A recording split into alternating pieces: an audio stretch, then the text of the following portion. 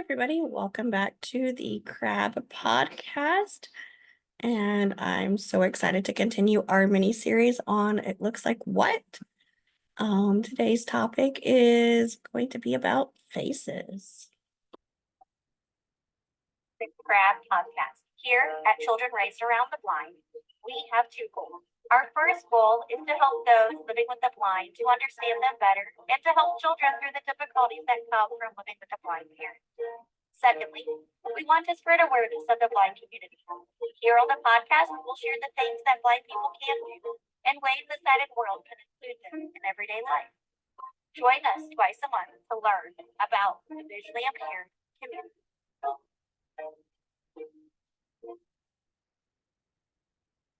Okay, welcome back. So, we are going to talk about faces, and you may be looking at me and saying, "What in the world? It looks like what?" And we're going to talk about faces. Yep. So, with this topic, this is something my mom and I've gone back and forth on. I think when we were growing up, but then especially with having grandkids now. So, just for reference, here's a picture with a bunch of faces. Just pulled this off online. But we're gonna talk about, if you've never seen, or maybe you have some vision, but it's say it's always been blurry. How do you know that faces look different? Like people talk about different faces. And even like facial expressions. So how do you know? Like, how does that make sense if you've never seen? So we're gonna go into my Bitmoji. So hi everybody, this is my Bitmoji. And we're going to look at just the face. So let me click on our Bitmoji face. We can choose a skin tone, right? We can choose hair color, hairstyle, hair treatment, what are you going to do? And then here's the part that gets interesting. Eye shape. There are so many different eye shapes. There's larger eyes, there's smaller eyes, there's more pointed, there's squinty, right?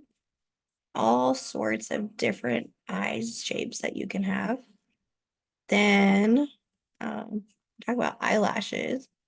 And then you have gonna keep going, the spacing between your nose. You've got eye color, which if somebody has had some vision, they may be able to know eye color, but still, eye color can be kind of tricky at times. And then eyebrows, thick, thin, color of your eyebrows. Talk about noses. How do you explain different noses to someone who's never seen? They have a long nose. Is it a pointy nose? Is it, a button nose? That means like it's pushed up. There's all sorts of describers. Jaw lines. So just going through all the different things, face shape, hairlines, your mouth, your lips, big lips, small lips, thin lips, ear shapes, ear piercings, cheek lines, forehead wrinkles, lines under your eyes, body type. I mean, all of these things that are unique to you and your body, but how would you describe that to somebody who can't see?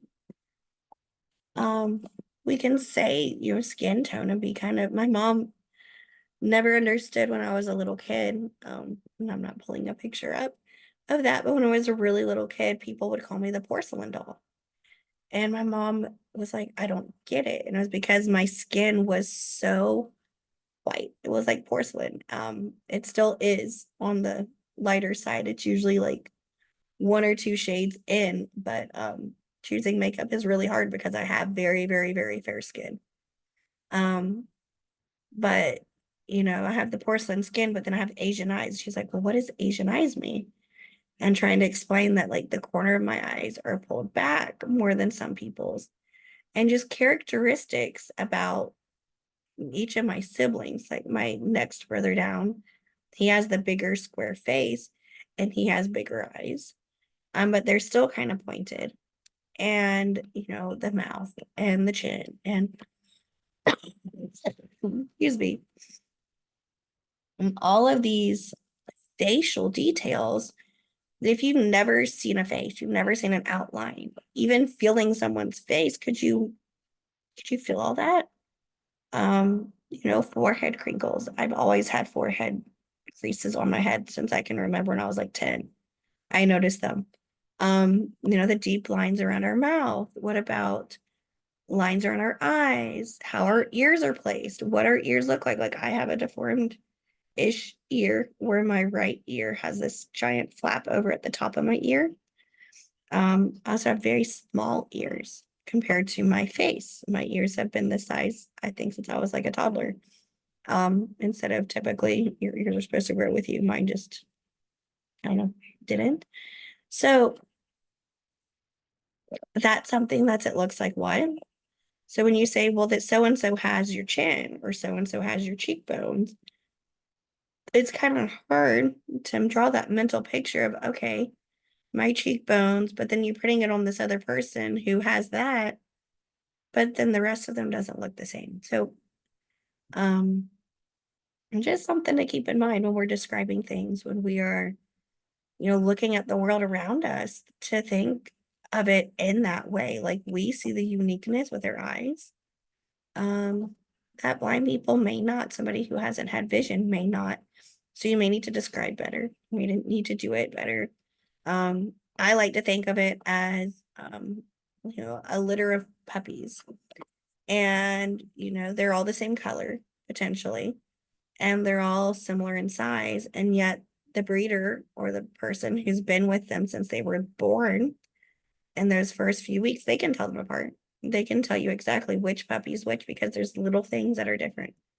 Maybe this one's ear is a little bit different. Maybe the shade of the hair in a certain spot's different. Same way with like horses and stuff that we may just be like, oh, well, yeah, they all look the same to me. But that person, that owner knows exactly who is who. Same thing with twins, and if you have twins, you're gonna be like, who's who? Usually mom or dad is gonna have a trick to know which child is which. But those unique things that we take for granted when we see people, we recognize faces. Well, a blind person typically is not going to recognize faces, they're going to recognize voices. But then there's always people who may sound similar or sound very close to each other. So sometimes they'll learn your name and your voice by comparing it to someone else. So, like my dentist, our pediatric dentist growing up, sounded like Barney from the TV show Barney.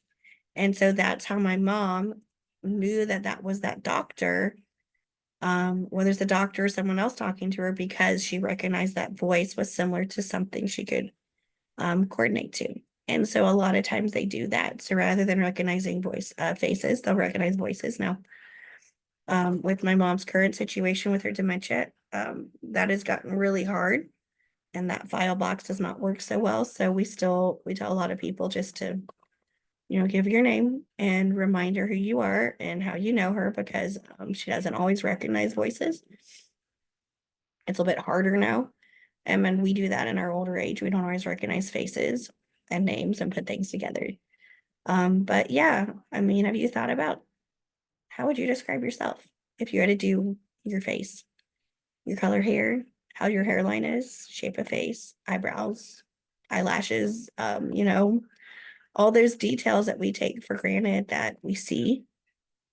But somebody who doesn't see doesn't get to necessarily witness that and understand that the same way we do. Okay, guys, I hope you enjoyed our quick discussion about faces, and we will talk to you later.